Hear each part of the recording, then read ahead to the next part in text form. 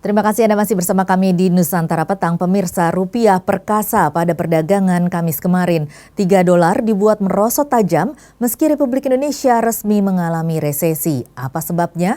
Mengapa Indonesia memasuki resesi tetapi rupiah menguat? Kami akan bahas ini lebih dalam dialog Nusantara Petang.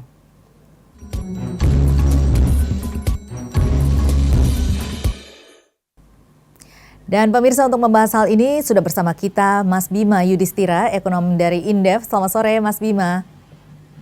Selamat sore. Iya Mas Bima, di tengah pandemi COVID-19 ini seperti kita ketahui Indonesia seperti juga banyak negara lain di dunia juga mengalami resesi. Nah tetapi saat ini rupiah menguat. Ini apa yang menyebabkan rupiah menguat? Jadi ada fenomena sentimen positif di pasar modal maupun pasar surat utang.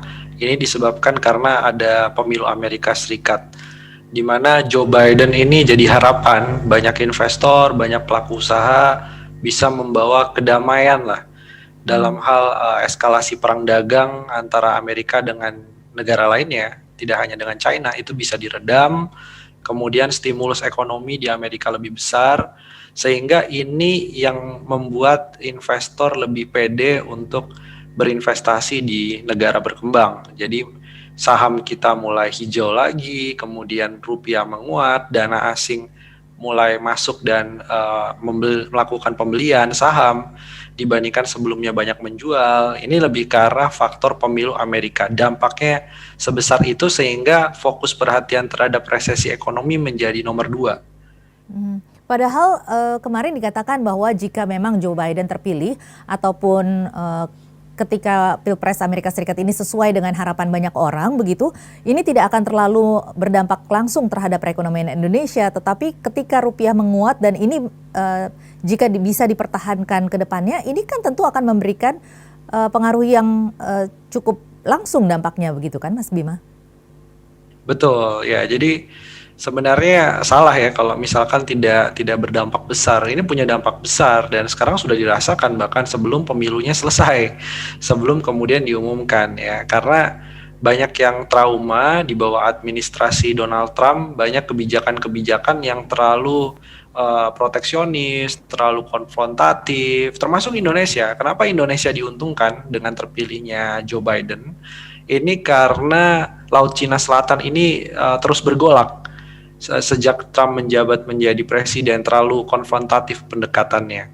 Sekarang kalau Biden pendekatannya lebih soft, ini akan membuat hubungan dengan China sepertinya tidak terlalu tegang dan konflik di Laut Cina Selatan juga berpengaruh terhadap kepastian investasi, bisnis, perdagangan internasional bagi pelaku usaha di Indonesia. Ini apakah juga ada pengaruhnya dari kebijakan-kebijakan yang dikeluarkan oleh Bank Sentral Amerika Serikat atau The Fed? Oh iya, ada pengaruhnya ya, ada pengaruhnya. Dan yang lebih menarik lagi ini ketika Biden yang terpilih, ini kan biasanya satu paket dengan pemilihan gubernur bank sentral nantinya, siapa yang akan ditunjuk oleh presiden yang baru. Nah ini akan jadi teka-teki, tapi sepertinya yang ingin dipilih atau dijagokan oleh Joe Biden adalah sosok yang pro terhadap penciptaan lapangan kerja, kemudian pro terhadap inflasi yang lebih tinggi, artinya ada gerak konsumsi rumah tangga di situ dan pendekatan lebih ke arah stimulus moneter yang jauh lebih besar dibandingkan era Donald Trump. Ini juga menjadi sentimen positif pada pasar negara berkembang. Kira-kira akan bisa jika kita lihat bahwa memang di mata uang di negara-negara Asia lainnya juga menguat begitu ya, tetapi penguatan yang paling tinggi atau hampir mendekati 1% adalah rupiah. Ini apa yang menyebabkan kenapa rupiah yang paling penguatannya peningkatan paling kuat?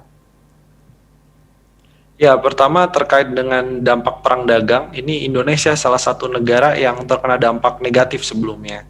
Jadi kinerja ekspor pun juga mengalami penurunan, bahkan 2019 kemarin beberapa bulan kita tercatat defisit perdagangan. Kedua juga terkait dengan posisi konflik di Laut Cina Selatan, ini sangat berpengaruh. Dan yang ketiga ini berkaitan juga dengan apakah Indonesia ini masih menarik ke depannya pasca pandemi dengan demografi kita yang cukup produktif, kemudian pasar yang cukup besar, sumber daya alamnya juga banyak. ini akan menarik juga minat dari investasi dari Amerika Serikat untuk masuk ke Indonesia. Ini yang menjadi daya tarik saya kira kenapa Indonesia salah satu yang diuntungkan dengan Biden ya. Jadi ada Biden effect yang dampaknya sampai ke pasar Indonesia. Kira-kira diperkirakan akan bertahan berapa lama sih Mas Bima, dan apakah ini nantinya akan sentimennya akan bergerak semakin baik ataukah semakin atau mungkin bisa fluktuatif? Ya, ini sebenarnya masih panjang ya perjalanan karena yang pertama Donald Trump ini merasa dicurangi. Dan ini seperti situasi di Indonesia ya. Jadi ada semacam apa ya bisa disebut semacam intrik agar pemilunya kemudian dibatalkan. Nah, ini juga bisa menambah gejolak sosial dan politik yang ada di Amerika. Yang kedua, yang lebih penting itu ke depannya adalah tim ekonomi dari Joe Biden. Jadi siapa tim ekonominya, siapa orang-orangnya, track recordnya seperti apa, dan arah kebijakannya seperti apa. Ini yang mungkin dalam katakanlah 1 bulan atau 3 bulan ke depan yang menjadi perhatian dari pelaku pasar. Karena kita lihat ada beberapa nama ya, misalkan Elizabeth Warren, kemudian Bernie Sanders, itu adalah 2 orang yang pro terhadap kelas menengah bawah. Harapannya fokus kebijakannya pun juga akan mengarah pada perbaikan daya beli konsumen kelas menengah bawah yang ada di Amerika Serikat. Dan termasuk kebijakan energi terbarukan. Ini adalah kebijakan yang ditunggu-tunggu juga sebagai antitesis dari Trump yang mendukung sektor migas. Joe Biden lebih pro terhadap energi terbarukan. Jadi sebenarnya Amerika ini memiliki pengaruh yang sangat tinggi ya terhadap perekonomian di Indonesia ya, Mas Bima. Betul sekali, betul ya, betul. Jadi ada hubungan secara langsung, Amerika itu punya kontribusi sekitar 10% dari total ekspor non-migas kita. Yang kedua, tentunya dari investasi langsung, Amerika termasuk negara yang top ya, yang cukup besar menyumbang investasi ke Indonesia. Nah, ini yang dua-duanya ini yang kita coba untuk tingkatkan lagi, sekaligus juga balancing of power dari kekuatan Tiongkok akhir-akhir ini yang mulai cukup dominan di investasi langsung di Indonesia. Jadi saya kira nanti ada balancing sehingga kita ada keseimbangan antara dua kepentingan global ini. Oke, kalau nantinya jika akhirnya ketika nanti Trump dengan segala gugatan-gugatan hukumnya memenangkan gugatan hukum tersebut dan akhirnya terpilih menjadi pemenang pemilu dan menjadi presiden kembali, apa kira-kira yang dampaknya terhadap Indonesia terutama di tengah pandemi ini? Ya, kalau Trump ini repot juga ya, karena kalau Trump ini tidak mau mengaku kekalahan ya tentunya situasi di Amerika Serikat akan runyam karena pendukung Trump ini jauh lebih ekstrim dibandingkan pendukungnya Joe Biden ya, pertama itu. Yang kedua, kalaupun kemudian ada stagnasi dalam hal politik, tapi saya kira demokrasi Amerika kan sudah ratusan tahun ya, sudah lebih dewasa, sehingga intrik-intrik seperti ini harusnya bisa diredam lebih cepat ya. Tapi memang ini unik karena Trump ya, presiden yang pertama kali dalam sejarah Amerika tidak mau mengakui kekalahan. Jadi ini situasi yang sama-sama kita tidak tahu ke depannya. Maka kalau bicara rupiah, tentunya kita jangan terlalu happy dulu sekarang menguat, karena bisa terjadi koreksi juga ketika situasi politik Amerika berubah, dan ini masih sangat dinamis. Iya, takutnya ini hanya euforia saja begitu Mas Bima ya? Ya, ini hanya sentimen karena semua happy, termasuk banyak pelaku usaha menyampaikan semangat untuk menambah investasi ya di Indonesia karena adanya kemenangan Biden. Tapi bisa jadi tadi karena ini eskalasi di grassroots Amerika Serikat juga perlu diperhatikan ya. Ini kan antara sayap kanan ekstrim dengan sayap kirinya pendukung Biden, ini bisa konflik kapanpun. Kalau begitu taruhlah misalnya Joe Biden yang memenangkan Pilpres Amerika Serikat ini, apakah berapa lama kira-kira akan memberikan dampaknya terhadap Indonesia, terutamanya terhadap program pemulihan ekonomi nasional untuk memulihkan ekonomi nasional di tengah pandemi ini, Mas Bima? Ya, betul. Kalau dalam jangka pendek ini sudah dirasakan di pasar modal, di arus dana asing yang masuk, penguatan rupiah. Nah, yang kita tunggu adalah kebijakan-kebijakan konkretnya. Satu lagi saya tambahkan yang menarik dari Biden ini selain energi terbarukan juga kebijakan terkait dengan ekonomi digital atau inovasi. Karena ini adalah sosok orang yang pro terhadap anak muda yang ada di Amerika Serikat dan ini ada harapan bahwa investasi di sektor teknologi, digital, inovasi yang masuk ke Indonesia, misalkan investor yang menyuntik pendanaan di startup yang ada di Indonesia ini bisa meningkat dengan kebijakan-kebijakan Joe Biden. Tapi tadi kita harus memperhatikan siapa orang-orang yang akan menduduki di kabinetnya, tim ekonominya siapa, dan juga program-program konkretnya karena terkadang Demokrat ini antara yang dikampanyekan dengan program konkretnya ada sedikit perbedaan. Ini berbeda dengan Trump. Kalau Donald Trump bilang perang dagang pada waktu kampanye, Make America Great Again, itu benar-benar secara literal diterapkan ketika dia menjadi presiden. Nah, kalau Biden ini agak kompromis. Mungkin ada beberapa hal yang harus disesuaikan. Oke, nanti kira-kira jika dengan timnya Biden ini sesuai dengan harapan pelaku pasar di Indonesia begitu ya, dengan kebijakan-kebijakannya dan pelaksanaannya juga sesuai, ini kira-kira akan seperti apa gitu dampaknya terhadap perekonomian Indonesia? Ya, yang pertama dari sisi perdagangan ya, ini harapannya ada investasi yang lebih besar lagi khususnya di sektor-sektor seperti energi terbarukan, kemudian juga ekspor kita ke Amerika dalam bentuk pakaian jadi, alas kaki, karena banyak brand-brand internasional yang headquarter atau basicnya di Amerika Serikat ini punya pabrik di Indonesia, khususnya di Jawa Barat dan Jawa Tengah. Kemudian yang ketiga tentunya produk komoditas seperti coklat ya, kemudian kopi. Ini juga menjadi komoditas andalan untuk naik seiring dengan perbaikan pemulihan ekonomi di Amerika Serikat. Nanti efeknya juga ada ke Indonesia. Karena setiap 1% pertumbuhan ekonomi Amerika Serikat itu meningkat, ada dampak sampai 0,03% terhadap perekonomian Indonesia. Oke, kalau begitu pemerintah Indonesia harus benar-benar memanfaatkan momentum ini baik secara jangka pendek, jangka menengah sampai jangka panjang begitu Mas Bima ya. Dan apa yang harus dilakukan oleh pemerintah Indonesia nanti kita akan bahas lebih jauh Mas Bima, tetapi kita harus jeda dulu. Pemirsa tetaplah bersama kami, Dialog Nusantara Petang akan kembali usai jeda berikut ini.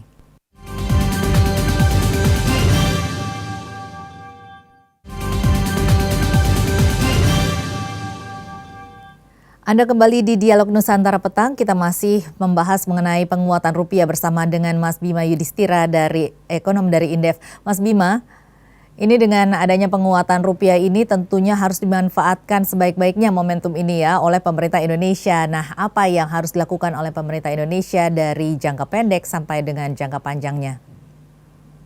Ya, jangka pendeknya tentunya ini momentum untuk melakukan perbaikan hubungan ya. Sebelumnya memang Donald Trump misalnya sudah memberikan GSP, perpanjangan GSP. GSP ini General System of Preference atau keringanan bea masuk bagi produk Indonesia. Ini harapannya bukan hanya kita mendapatkan fasilitas GSP, tapi juga fasilitas-fasilitas keringanan lainnya. Sehingga produk Indonesia semakin berdaya saing di pasar Amerika. Jadi kita bisa manfaatkan itu. Yang kedua adalah promosi investasinya juga harus ditingkatkan dan harus bisa membaca juga. Biasanya kalau Demokrat yang naik jadi presiden, maka yang akan ditarik itu adalah perusahaan-perusahaan yang mendukung Demokrat gitu atau menjadi penyumbang dari Partai Demokrat. Nah, ini kita harus bisa baca kira-kira arahnya kemana dari investasi, sektor apa yang akan masuk, perusahaannya apa, siapa key personnya, itu yang bisa di-engage atau diajak kerjasama dengan pemerintah Indonesia untuk lebih banyak berinvestasi. Yang terakhir saya kira balik lagi ya, mereka akan investasi kalau iklim usaha di Indonesia dalam hal pemberantasan korupsinya, menjaga lingkungan lebih baik. Lingkungan penting karena perusahaan Amerika Serikat ini soal lingkungan hidup relatif lebih ketat dengan standar internasional. Jadi kita harus comply dengan itu. Yang terakhir adalah terkait dengan perlindungan pekerja. Karena Biden ini salah satu kampanyenya adalah untuk meningkatkan upah minimum federal $15 per jam. Jadi ada perhatian Demokrat yang cukup besar kepada kelas pekerja. Nah, berarti ini kalau dikategorikan sebagai perusahaan-perusahaan juga yang memberi perhatian terhadap pekerja. Jadi kita harus melindungi pekerja kita untuk menarik investasi dari Amerika. Kira-kira logikanya begitu. Ada yang mengatakan juga Joe Biden kira-kira nantinya akan meningkatkan pajak di negaranya. Nah ini juga berdampak terhadap Indonesia, seperti apa pengaruhnya Mas Bima? Ya, yang dinaikkan pajaknya ini adalah orang-orang kaya atau korporasi-korporasi skala besar. Sementara akan banyak sekali tax break ataupun insentif pajak untuk kelas menengah bawah. Termasuk tadi ya, jadi kalau upah minimum federalnya dinaikkan, ada daya beli yang lebih pulih memang kelas menengah dan bawah. Donald Trump ini memang sebelumnya lebih pro terhadap insentif pajak bagi orang-orang kaya di Amerika. Jadi emang ada perubahan. Tetapi kalau kita melihat dari besarnya stimulus, misalkan yang diajukan oleh Partai Demokrat, ini besarannya juga cukup lumayan ya untuk menggerakkan ekonomi Amerika secara keseluruhan. Oke, walaupun memang kita semua senang begitu ya dengan adanya penguatan rupiah ini, namun BI menyatakan bahwa rupiah ini masih undervalue. Mungkin bisa Anda jelaskan Mas Bima?